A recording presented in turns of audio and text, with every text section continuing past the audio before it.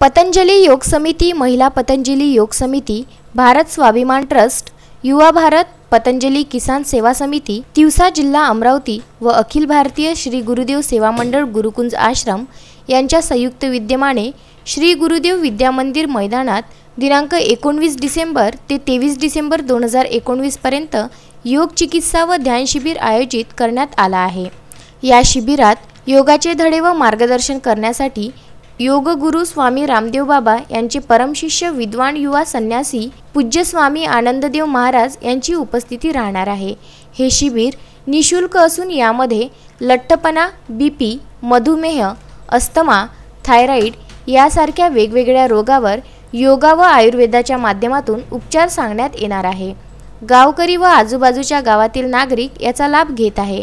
या शिबिराच्या यशस्वीतेकरिता डॉक्टर राजारामजी बोथे, अरविंद राठोड, अमोल बांबल व सर्व गावकरी प्रयत्न करीत आहे।